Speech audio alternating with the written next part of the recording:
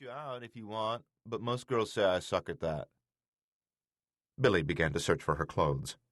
She'd gone for the lean, funny guy on the main stage, the one who'd brought down the house at the comic strip. Big mistake. And right now the choice was slowly killing her. To think she'd opted for this idiot over the hot Marine, God, what a waste. The military man would have fucked her all night, and he wouldn't have needed to diddle around with his computer to get hard either. That insult bugged her more than the bad sex. Jesus Christ, she was Billy fucking Shelton, a goddamn indie rock star. But that wasn't enough anymore, not in the age of internet porn. Guys had become desensitized by streaming smut on demand. Women today had to compete with super sluts like Jenna Jameson. And for what?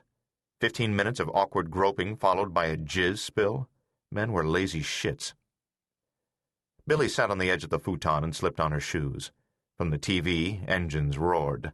From the computer, XXX whores moaned. Whatever. Chalk it up to another lost night. It wasn't the first. It wouldn't be the last. "You heading out?" Robbie asked without so much as a look in her direction. "Yeah." "Do me a favor, knock on the door across the hall and tell my roommate he can come back in." Billy laughed. At least this loser could make her do that much. "I haven't heard that kind of shit since college. Is this your apartment or your dorm room?" "Huh?" "Forget it," Billy said. Starting out, she went straight for the stairwell, then doubled back to grant Robbie his little favor. Hell, maybe she'd get lucky and end up doing herself one instead. After all, the last place she wanted to go was home. It was still too early. She was still too horny.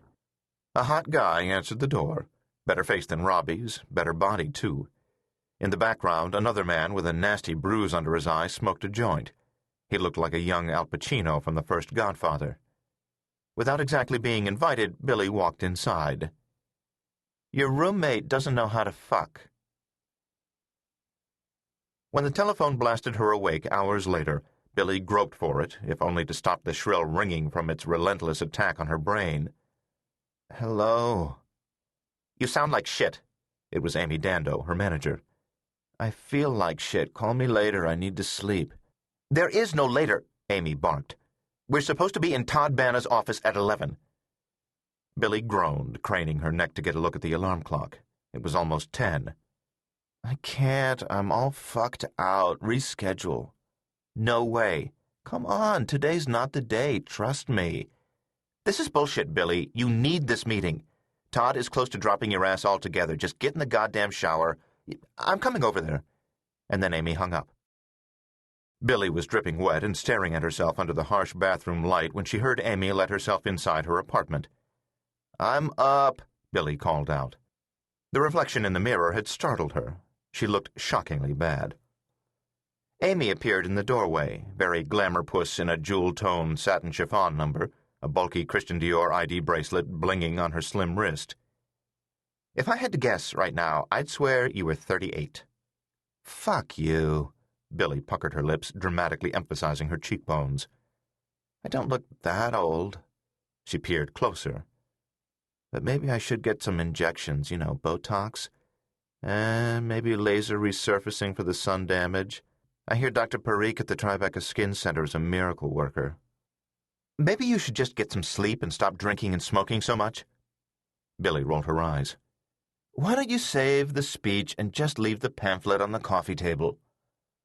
Amy opened up her snakeskin Gucci bag and pulled out a makeup case. "I've got my tools, I'll do what I can, but that hair is your problem." Billy gave her an up-and-down glance.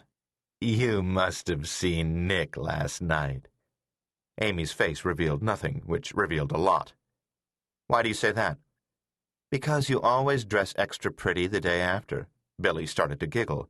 "So, did he use the strap-on?" Amy had it bad for a 22-year-old named Nicole.